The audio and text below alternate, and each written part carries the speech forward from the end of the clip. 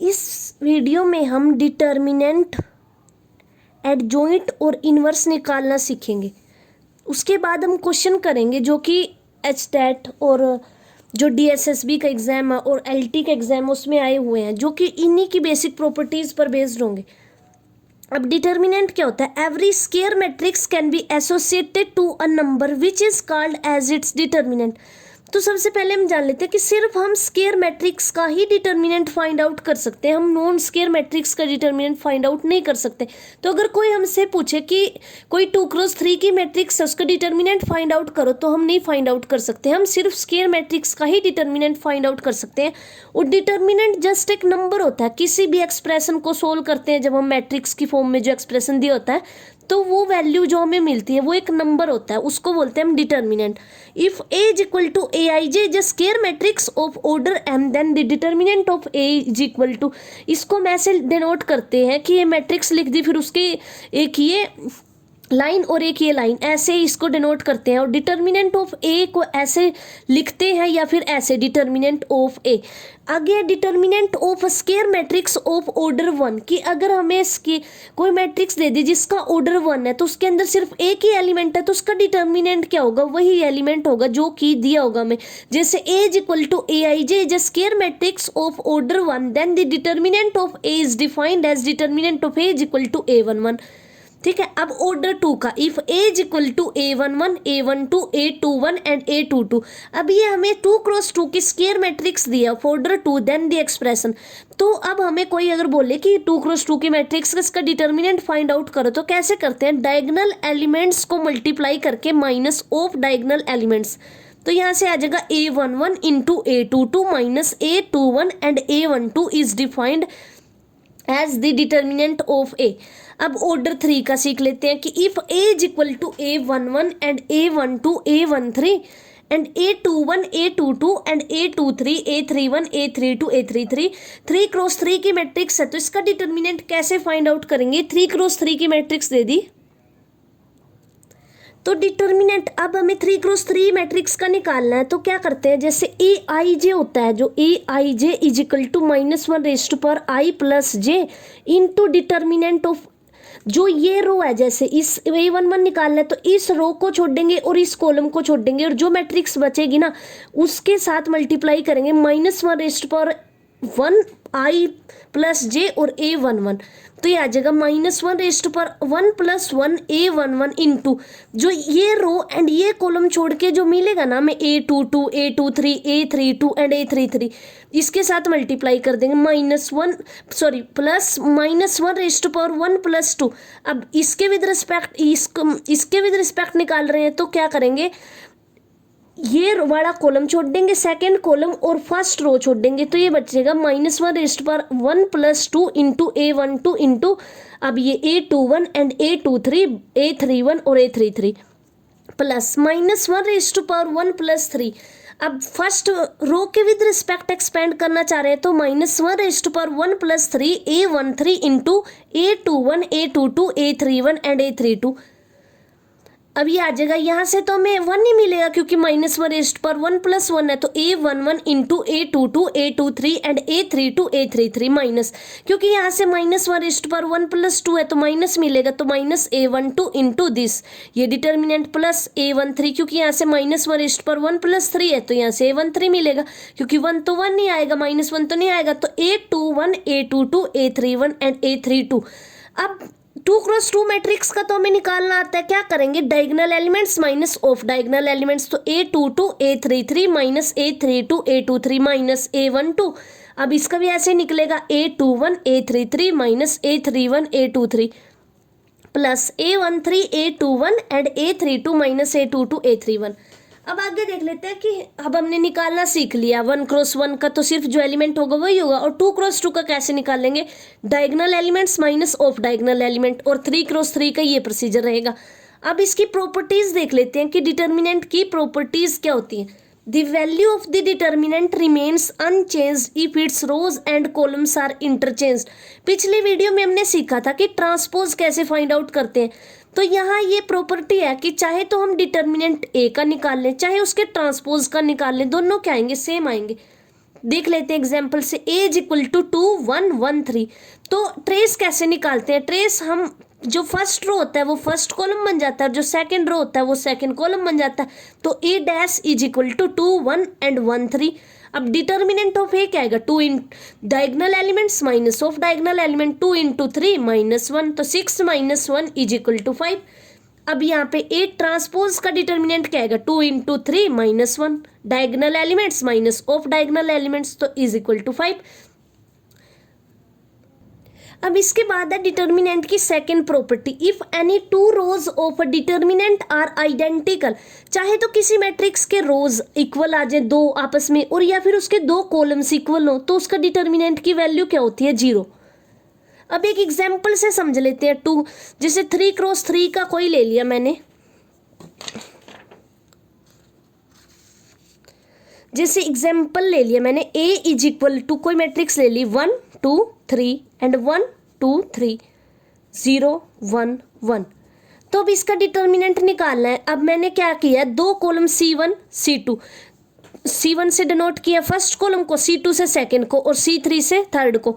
तो अब C1 C2 के इक्वल है, तो इस मैट्रिक्स का डिटर्मिनेंट 0 आएगा। अगर हमें एग्जाम में ना डायरेक्ट दिख जाए कि दो कॉलम्स आपस में इक्वल है या फिर दो रोज इक्वल हैं, तो हम डायरेक्ट बोल सकते हैं कि उसका डिटर्मिनेंट 0 होगा।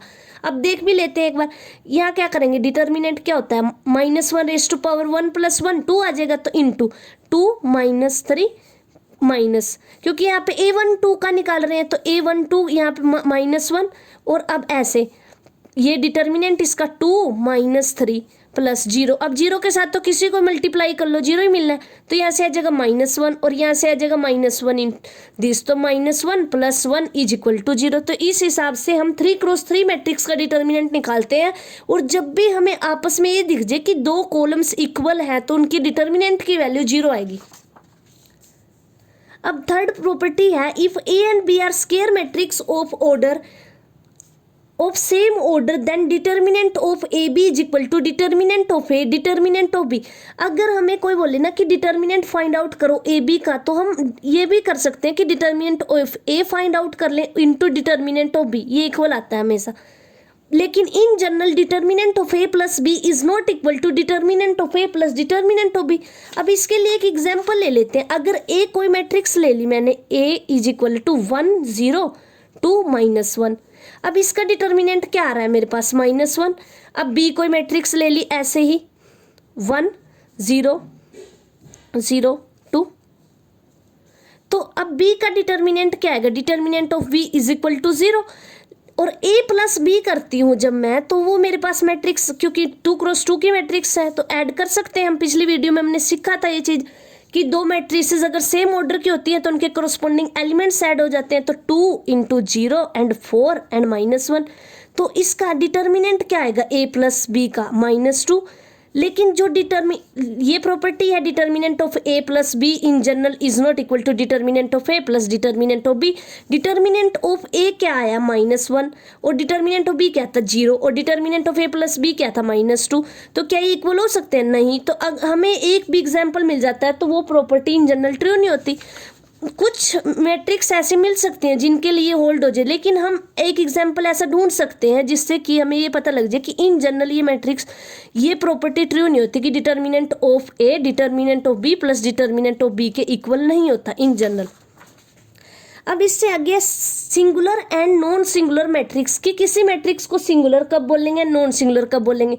A square matrix A is said to be singular or non-singular according as determinant of A is equal to 0 और determinant of A is not equal to 0।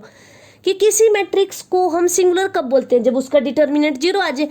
तो एग्जाम्पल से समझ लेते हैं कि अगर ये मैट्रिक्स है 2 × 0 एंड 0 × 1, तो इस मैट्रिक्स का डिटर्मिनेंट क्या आएगा? Is equal to 0। तो ये मैट्रिक्स क्या है मेरे पास? Singular matrix. ऐसे एग्जाम्पल ले लेते हैं 2 1 1 1। तो इसका डिटर्मिनेंट क्या आएगा? 2 - 1 is equal to 1 is not equal to 0। तो ये मैट्रिक्स मेरी क्या है फिर? Non singular. जिस मैट्रिक्स का डिटर्मिनेंट 0 हो जाता है वो हो जाती है सिंगुलर, एंड जिसका होता है नॉन 0 वो होती है नॉन सिंगुलर। अब इसके बाद पढ़ते हैं माइनर क्या होता है, माइनर कोफैक्टर्स। उसके बाद हम एडजॉइंट पे जाएंगे। एडजॉइंट पर बेस क्वेश्चन आया हुआ है एचटेट 2020 में। ठीक है। Minor let A is equal to A I j be a square matrix of order n. अगर ए कोई मैट्रिक्स दे दी square matrix of order n, then the number M i j, then the number M i j of A I j in A is the determinant of a square sub matrix of order n minus one obtained by leaving ith row and jth column of A. अब हमें M11 निकालना है। इस example से समझ लेते हैं, ज़्यादा इजी समझ आएगा कि अब M11 निकालना है। तो M11 निकालने के लिए क्या करना था कि ये बोला था कि MIJ निकालना होता है तो ith रो छोड़ना है और jth कॉलम। तो 1 निकालना है तो फर्स्ट रो छोड़ना है और फर्स्ट ही कॉलम छोड़ना है, और जो मैट्रिक्स आएगी उसका जो डिटर्मिनेंट क्या होता है, एक नंबर। तो यहाँ से एक नंबर मिलेगा हमें, वो क्या होगा, हमारा माइनर होगा। M11 की वैल्यू क्या आएगी, A22 A33 minus A32 and A23। अब M12 क्या होगा, ये इस एलिमेंट का माइनर निकालना है तो इस रो को छोड़ेंगे और सेकंड कॉलम को छोड़ेंगे, ये ऐसे छुपा लेंगे इसको, तो ये बचेगा A21 A33 minus A31 A23, A21 and A33 minus A31 and A23। अब M13 निकालना सीख लेते हैं। अब ये निकालना है तो ये वाला रो छोड़ना पड़ेगा और ये वाला कॉलम, और इस मैट्रिक्स का क्या लेना है, डिटर्मिनेंट। तो ये आ जाएगा A21 and A32 minus A31 A22। ठीक है, ऐसे माइनर फाइंड आउट करते हैं। अब कोफैक्टर, इसके बाद कोफैक्टर निकालने के लिए हम माइनर का ही यूज करते हैं। अब अगर हमें कोई बोले कि M23 निकाल लो तो क्या करना है, ये वाला कॉलम छोड़ना है और ये वाला रो छोड़ना है, और जो ये एलिमेंट बचे हैं ये ऐसे मल्टीप्लाई करके माइनस ऐसे मल्टीप्लाई करके। ठीक है, तो ये आ जाएगा A11 A32 minus A31 and A12। इसके बाद है कोफैक्टर हम माइनर की हेल्प से ही निकालते हैं। Let A is equal to A I j be a square matrix of order n, then the cofactor Cij of Aij in A is equal to minus 1 raised to power I plus j times the determinant of some matrix of order n minus 1। तो वैसे ही जैसे minor find out करते थे, minor into minus 1 raised पर I plus j करते हैं। अगर हमें Cij निकालना है तो Cij is equal to minus 1 raised पर I plus j into Mij। सिर्फ यही डिफरेंस रहता है माइनर में और कोफैक्टर में कि माइनस 1 रेस्ट पर I प्लस जे एक्स्ट्रा आ जाता है, इससे मल्टीप्लाई करना जरूरी होता है। जैसे अब हमें C11 निकालना है तो क्या करेंगे, माइनस 1 रेस्ट पर 1 प्लस 1 इंटू M11 पीछे निकालना सीख लिया तो यहाँ से आ जाएगा 1 आ जाएगा, क्योंकि यहाँ से माइनस 1 रेस्ट पर 1 प्लस 1 2 है, तो M11 तो माइनर पीछे निकालना सीख ही लिया हमने। तो ये बोल रहा है कि Cij जो कोफैक्टर की वैल्यू है वो Mij होगी if I plus j is even, और माइनस Mij होगी if I plus j is odd. उसके बाद है एडजॉइंट ऑफ स्केयर मैट्रिक्स, ये एक दूसरे से कनेक्टेड है। जैसे पहले माइनर पढ़ा, अब कोफैक्टर पढ़ा, उसके बाद हम एडजॉइंट पढ़ रहे हैं। एडजॉइंट भी इसी से रिलेटेड है। Adjoint of square matrix let A is equal to A I j n cross n be the square matrix of order n and A I j be the corresponding cofactors of A I j in A, then the matrix B is equal to A I j का transpose.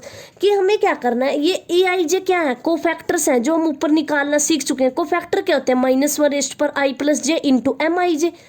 तो adjoint of A is equal to, ये cofactors हैं, cofactor A11 क्या आएगा, minus 1 raised पर 1 plus 1 M11, और M11 matrix से निकालना हमने माइनर में सीख ही लिया।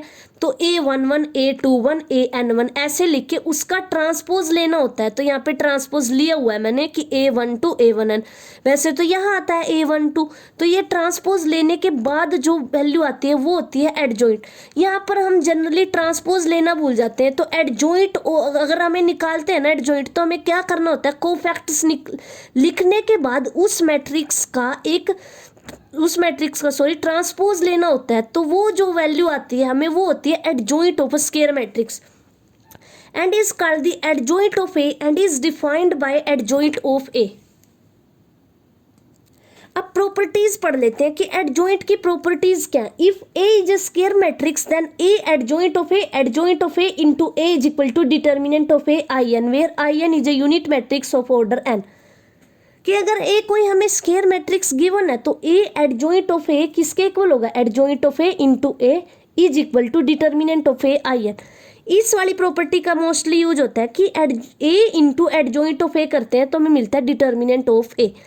उसके बाद है अगर ए कोई नॉन सिंगुलर मैट्रिक्स है ऑफ ऑर्डर एन की, देन एडजॉइंट ऑफ ए का अगर डिटर्मिनेंट पूछे हमें कि ये वो ऐसे देगा, मैं थोड़ा कंफ्यूज करने के लिए determinant of adjoint of A find out करो।